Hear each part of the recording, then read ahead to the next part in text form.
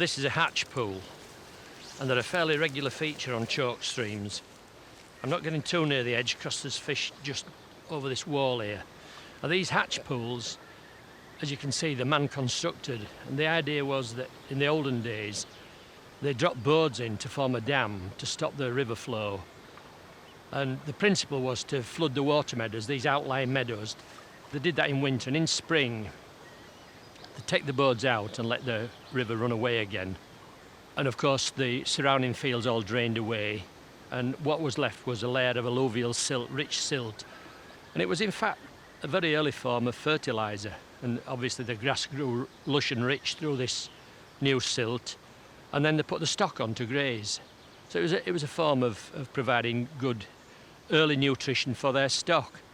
Now, this particular hatch pool, you can see with this little building here, this was in fact a turbine house, a very early form of hydroelectric power.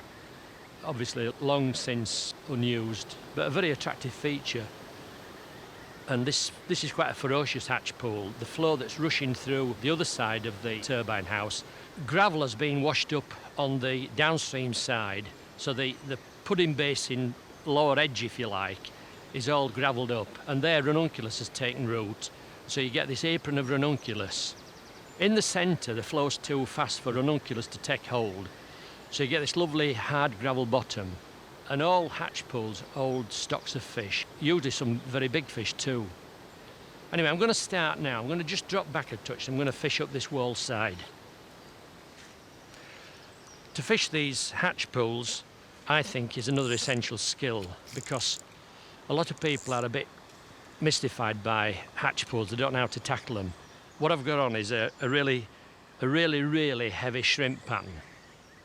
Check my back cast that I've room. These aren't going to help me here. And I'm going to start off up this wall side. If I go out into the main stream, even this heavy bug's going to have no chance of finding depth.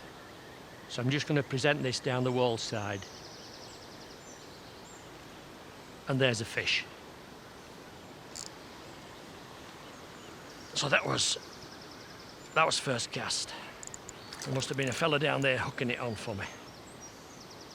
What it is, there's a little gravel bar. We came spotting them the other day, and there's a lot of fish lying on this gravel bar. Come on, sunshine. There we go. Just wet my hands.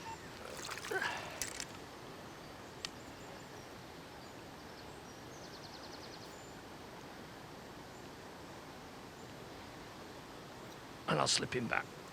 There he goes.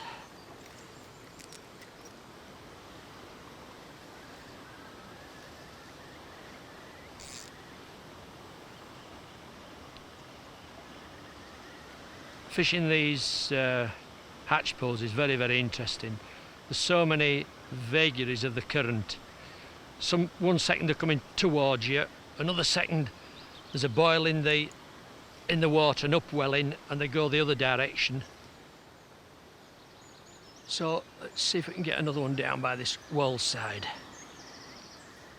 I want to deliver my nymph just up into where I can see that golden gravel, because that's where the fish are lying. Just drop it in ahead of me, right in the pickle barrel. Right, it's blowing towards the wall side now. It's coming straight across to the wall side. It's down by the wall side. I'm taking in slack. That could have been a fish, but I don't think it was. The trick, of course, is to get the nymph, in this case a shrimp, as deep as you can. Deep on the bottom. Line's coming back towards me now, so I'm just taking in the slack, running it down this wall side. When they take quite ferociously. There's no kidding, no mistaking. And that's tending now to go back downstream. It's just starting to form a back eddy.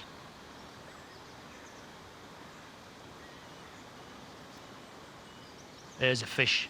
This is better. It may not be a monster. They're powerful, are these Avon fish. It's fighting deep. It's going out into main flow.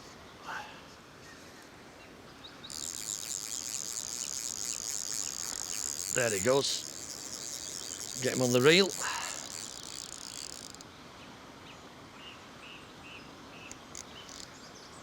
He's ready for net now, I think, almost. Oh, it's a tidy fish.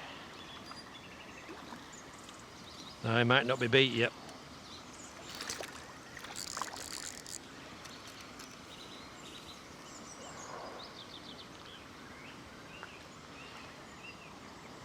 I'll dip the net in readiness.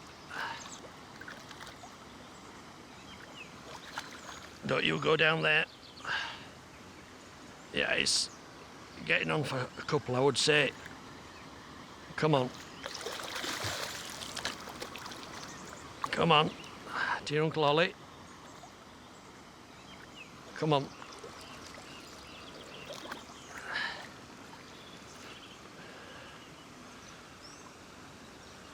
Voila.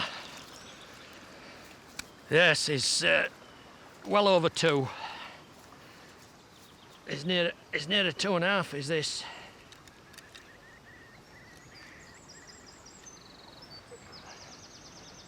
Beautiful fish.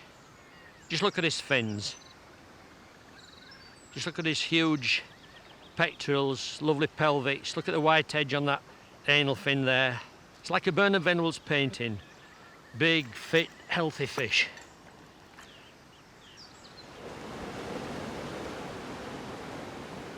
By standing here now, I've absolutely ruined the pool. But it seems pointless to just continue catching fish, because actually what I want to do, I want to describe this pool to you.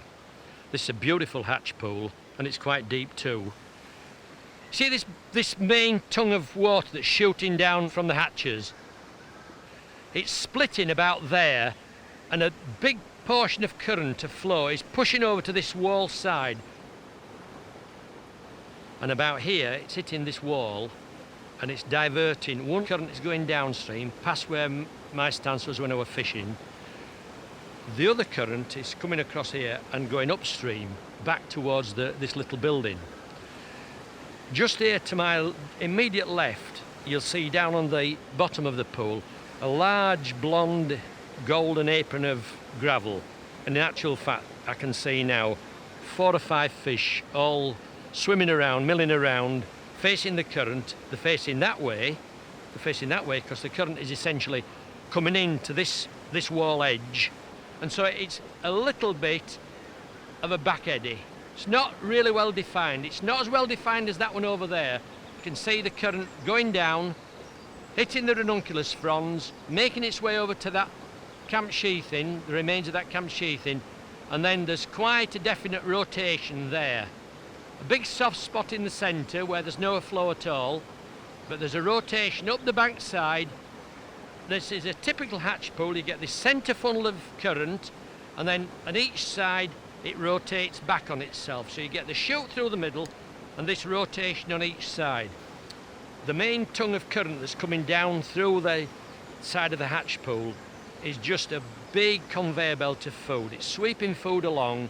Food then gets washed by these undulating currents, gets washed and pushed into this wall side, and the fish are just laying there, working to and fro, picking up these morsels of food. Along comes my shrimp, down at their depth, bang, they slam it, and you've got a fish on. When fishing this hatch pool, it wouldn't be a good idea to stand air casting square across into that fast chute. Far better to position yourself where I did, to take full advantage of the much gentler side currents. Right, I'm off over there now to try that big back eddy. That'll require a bit more line management to fish it correctly.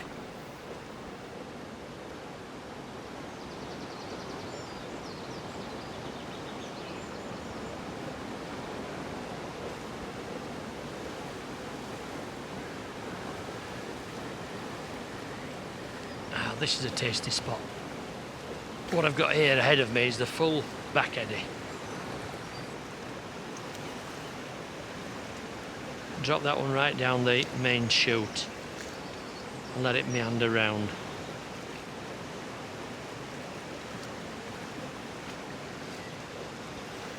That was definitely a take. Line shot then. I'm stood on a log jam here, hope it don't give, otherwise I'm in for a ducking. Got an ash tree to my left, which I'll just have to watch. Just drop the shrimp ahead, and now just let it trundle back, going round this rotation.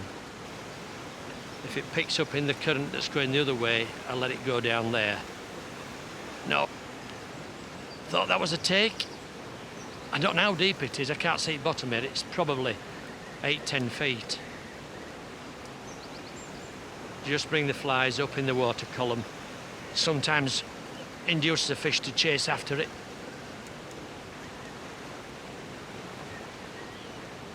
Just mend inboard a little bit to coax it to go up the side of those tree stumps.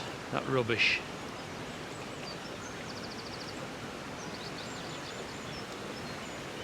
It's gone left to right across the front of me. I just can't see it for a second.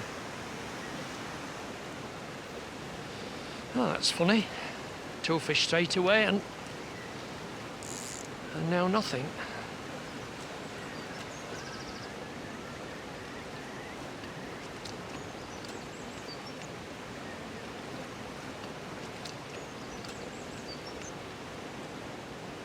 I've changed now to a mayfly nymph, which is a bigger fly, and also you probably know that they are active swimmers, so I can fish this more aggressively. So what I shall do, I shall swim this in a continuous retrieve through this pool, just like a mayfly nymph migrating to the surface. Just had 2 little taps, 2 intercepts. So I'll just search through this pool and swim it back all the way. Keep the rod tip fairly low. And there was another fish that tapped it. Probably a small fish just nipping at its tail. It's my jointed ephemera. It's a jointed fly, so there's no hook in the tail part, but usually they just slam into it. Yes! Well, changing to the mayfly nymph worked. I think the one fly that's a bit active in these pools, a bit moving a bit more aggressively. It's a fairly weighty fish. You see the bend in my foreweight. It's just sort of stooging about.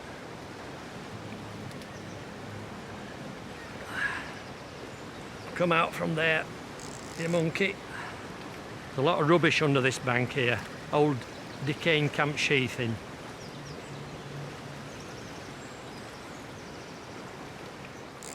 These big fish in these hatch pools, they don't know where they're going really. They sort of stooge around trying to get depth. He's not a very active fish, but he's using all his weight. Now he's having a little kick. Ah, he's a big lad.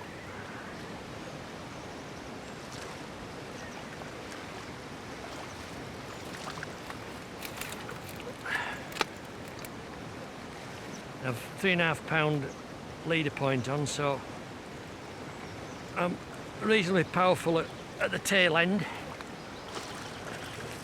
Ah, damn and blast. Never mind. One battered mayfly nymph.